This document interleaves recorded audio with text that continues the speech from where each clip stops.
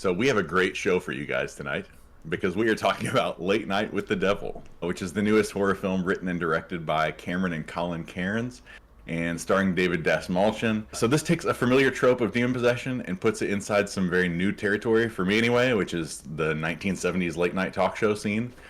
And yeah, we're going to have a lot more to say about it in just a second. Ladies and gentlemen, please stay tuned for a live television first as we attempt to commune with the devil. Let's all go to the lobby. Let's all go to the lobby. I'm a boy. Know that they ride or die. I keep boys by my side. Know that they ride or die. I keep boys by my. Welcome back to another I'd Popcorn for that review, guys. I'm Chris. I'm Nick. And today, like I said, we're talking about Late Night with the Devil. But before we get into the review, I want to remind you guys that it helps us out greatly if you like this kind of thing to hit like below and subscribe to our channel. But yeah, so what is this movie about? Late Night with the Devil. It's the live television event that shocked a nation. It's a live broadcast of a late night talk show in 1977 that goes horribly wrong, unleashing evil into the nation's living rooms. Yeah. What a crazy little thing. Yeah. It's not very long. It kind of came out of nowhere, but we did a poll the other day what you guys are most excited about seeing, and those of you that clicked on the poll voted vast majority of you for Late Night with the Devil. So, and we were excited about this too. So, yeah, what do you think about this? Yeah, I mean, it's definitely unique. I liked it. I do feel like you can kind of like figure out what's going on from. They kind of like build it up in the beginning of the movie. They kind of like tell you about how this guy was married to this woman. She gets cancer. He's part of this weird society, and like Non-smoker gets lung cancer. Yeah. And they build up this whole thing that it kind of leads you into the end of the movie from the beginning. I feel like, which is fine because the in between part of it I liked a lot. Mm-hmm. Yeah, and it does touch on. I'm gonna get more into this in a second because there's specific things that were kind of pertinent to me and my life when I was a kid and stuff like that. But there's things that they touch on that are really based on reality. So the Grove is I don't know to what degree everyone in the world agrees with this, but I'm pretty sure there's a Wikipedia page about it. But this is a real society. It's known for having a lot of famous and noteworthy people throughout history, and they have the owl, and the owl sculpture that they show in there, I believe, is a real shot of the actual location. Oh, okay. So they're just they're feeding into conspiratorial stuff about this club, which is very lends itself very well to conspiracy theories being made about it. But they kind of go wild with it and link it up to he's involved with this, and it's kind of integral to his success, I think, because he's really we catch him after years of trying to compete with people like Johnny Carson and never quite making it, getting close but never quite making it. And this is his last hurrah, kind of throwing a Hail Mary to try to get some last minute ratings and try to beat Johnny Carson. And he's gone full schlock, he went from being a serious interviewer to now it's he's flirting with Jerry Springer, pre-Jerry Springer, I know, right, yeah. but Jerry Springer type territory. And so he's bringing all these crazies on here, like the psychics and the possessed girl and all this stuff. But I thought that was cool where it links up to an actual organization, and then there's this satanic temple that burns down, and this girl's the one survivor, and she's allegedly possessed and has somebody that's helping her manage her possession. It was just, there was a lot of points where I was like, this could really be tropey and stuff, but it's kind of doing some stuff that's cool and unique. A little bit. Yeah, I like the characters. Also, the one dude that's insufferable is a skeptic that used to be a magician and is completely based off of James Randi for sure. I didn't know if you'd know, but yeah, that was one of the things I was going to mention. Yeah. Yeah, he was insufferable through the whole movie, but his character does play a pretty important part of someone being the skeptic and then trying to prove all these people wrong, and then maybe this shit is real. What did you think about David Dastmalchian in this? Yeah, he's good. I like him in a lot. I like him in everything I've seen him in, honestly. I think he's a great actor. That's the thing. I find him to be often somebody who is in a movie that he is better than the movie. Yeah. So it's he kind of deserves a better movie to be in. But recently he's gotten some good stuff. So he was in Oppenheimer. He was in, I thought he was really good as the Polka Dot Man on Suicide Squad. James Gunn's Suicide Squad movie 2021. but he's also been in things we've seen recently, like The Last Voyage of the Demeter and the Boogeyman, that were bad movies. But he's always good. Yeah. So it's really nice whenever you see something with him in it, and he's like the main guy. You don't see that very often, and I thought he knocked it out of the park. And he has that kind of personality that he's emulating that 1970s talk show style really well, but he has like his own flavor of it. So it makes him kind of believable as like he would maybe stand out a little against the pack of all these other guys, Johnny Carson's and what have you. But I'm glad you brought up James Randi. So the thing about James Randi, for people who don't know, is James Randi was a magician. He got a lot of fame being a magician in like the 60s and maybe early 70s. And then eventually he shifted over to debunking other people who were claiming that their magic is more than just illusion. You know, they're clairvoyant, or they have telekinetic powers, or all this. And so what they did is they have this guy, Christou is kind of a fun little amalgamation of a bunch of people in real life. So there's it's all people that James Randi debunked in real life. But Uri Geller is one of the big ones that he debunked a lot on talk shows. And then I think the look of the character is based on a guy called James Hedrick, who, if you watch an episode, there's an episode with a Bob Barker hosted show called That's My Line, or What's My Line, where James Randi and this guy James Hedrick come on, and James Hedrick is saying that he can move pencils and like phone book pages without anything. And basically James Randi just makes a giant fool out of this guy, because he's like, well, what if I put a little bit of styrofoam around the phone book? And he's like, well, that is my one weakness, is styrofoam around the phone book. So anything that makes it where you can't blow on the thing, you can't do it. So he embarrassed the heck out of that guy. But same thing with, and then the last one that I think he's an amalgamation of is Peter Popoff, who was like a televangelist preacher who had earpieces in his ear, and his wife would read him information off people's prayer request cards, so that he'd get enough information to be able to like psychically tell what they were doing. So I think all that is great. The only thing I'll say is that is all really interesting to me, because I was really into magic as a kid, and I've loved James Randi for a long time. The only thing is, I actually think this worked out great. But if you take this too literally, it's kind of like they're saying like James Randi is an old curmudgeon jerk who just like wants to rain on everybody's parade and has no open mind and is just overly skeptical about everything. And they never redeem him at all. So thankfully they didn't call him James Randi in this. It is a new character. But they are like, even down to like the money that he gives people if they can prove that they have real abilities. All that is in this movie. So it's very obviously James Randi. So I could see somebody really liking James Randi a lot and leaving this movie like, you done my boy dirty on that, you make him look like a big jerk. But I don't think this movie's supposed to be taken that level of serious, right? I mean, yeah, no. The other thing I wanted to say, and you might have more to add about this, is that the girl who is the possessed girl, Lily, in this, is played by Ingrid Torelli. I've never seen her in anything before. I don't know how much she's even been in. But I thought she was a real standout here, and she's sufficiently creepy, and she just did a really great job of it. Yeah, man, she was like very off-putting from the jump when she's introduced on the show. It just like makes you feel super uncomfortable. And they do some stuff with the visuals, and I think you can see they have a limited budget. And when the visuals get out of hand and they have to do some pretty crazy stuff, not much of it's practical. It's a lot of CGI, and it's a little bit cheap-looking CGI. But I think you kind of have to just forgive it for the... I think it looked cool, and you got to forgive it for the budget that it had. There was like only a couple moments that flirted with being like...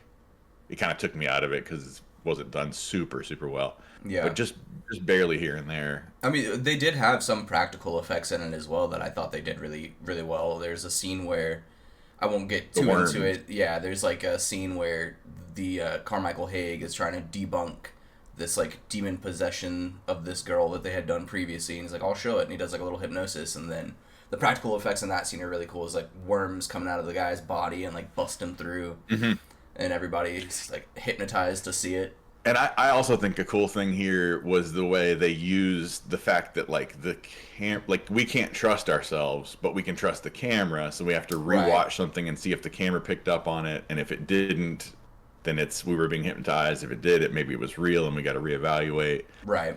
I don't know if you noticed this. Like, so every time they go to commercial in the show, because it's like a live show, like we said, it goes to like black and white, and it's like conversations that were happening about what is going on, or just like certain sweet weeks in his career and all this. But there was one conversation where his like sidekick was trying to get the attention of the director, and there's like a little TV in the background, and it looks like it's just like black and white static, and like there's like a little face in it at one point that like it was like a split second, and I noticed it, and I was just like, oh man. Oh, I did see that. Yeah, they do a lot of interesting little details, flourishes. yeah. About the black and white scenes. I thought that was a really cool touch because when it's in color, we're in the show, so it's very like, all right, guys, we got a great. Have you seen this? Have you heard about this?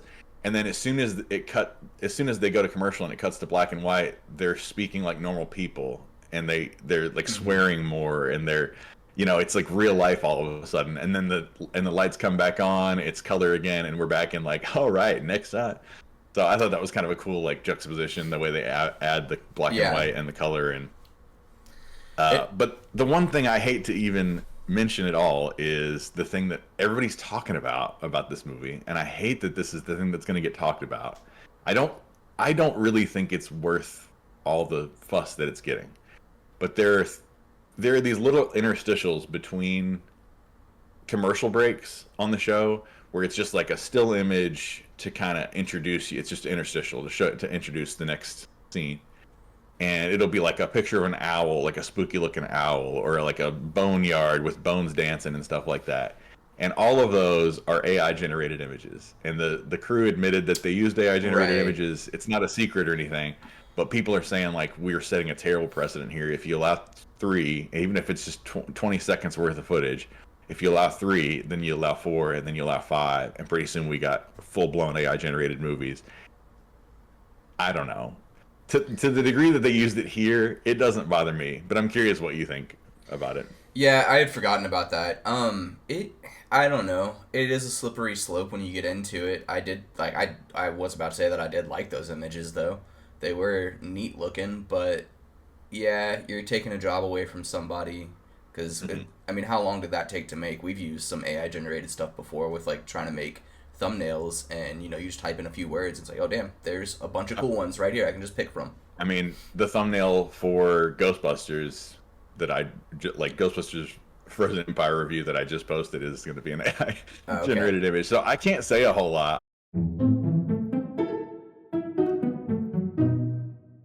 I'm not taking any points off for it, but I can see why somebody would be upset by that. I can definitely see the argument, and it is bad to like take away jobs from artists for sure. Like AI shouldn't be doing it in the art sector, I don't believe.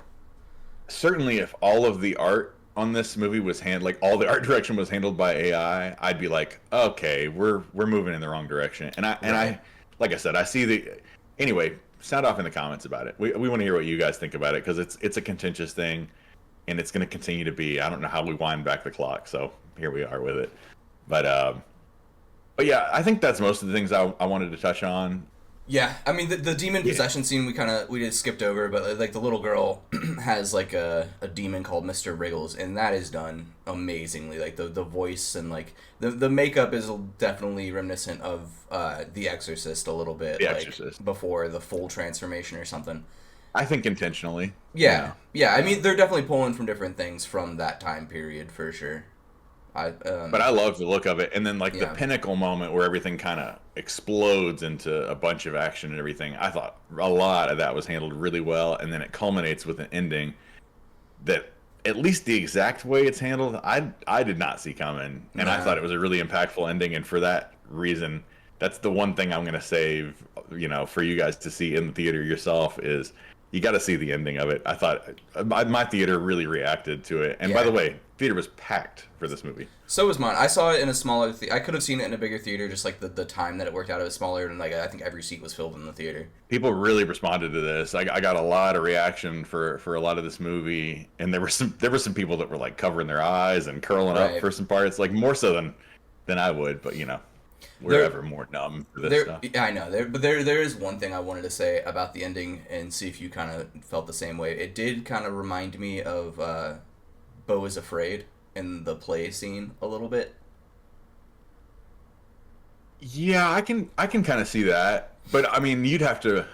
It'd be a stretch. Yeah. To like, for somebody to be like, that is spot on, just like Beau is Afraid. But having watched that movie recently too, I do know what you're saying there. Yeah. To be honest, I mean, it sounds like the ending surprised me a little more than it did you. I was kind of wondering exactly how they're gonna wrap it all up, because it felt like at the end, I was a little up in the air about like the way they'll finally put a bow on it, Yeah. and then they did it the way they did. Yeah, it was very strange, and I will talk about it after this because I don't want to ruin it. I think people should go see this movie, and the ending is like a very climactic point and super interesting.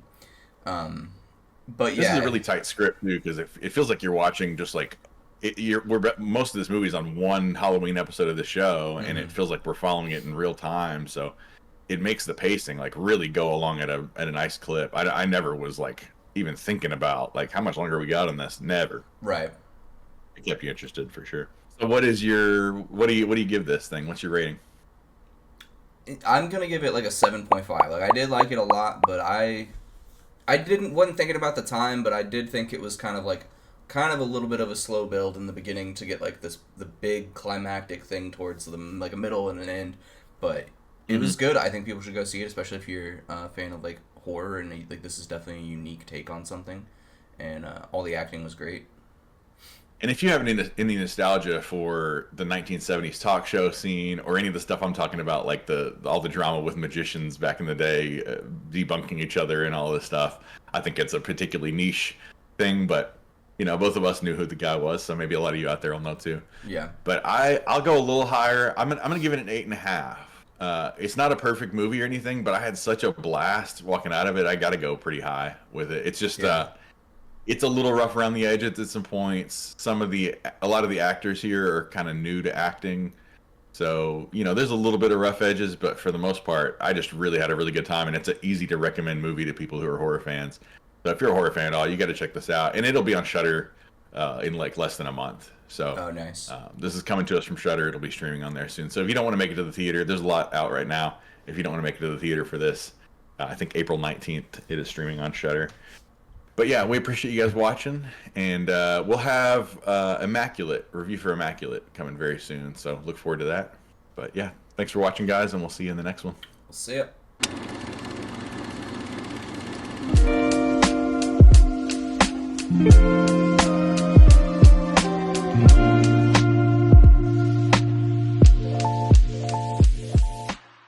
Have we got a show for you guys?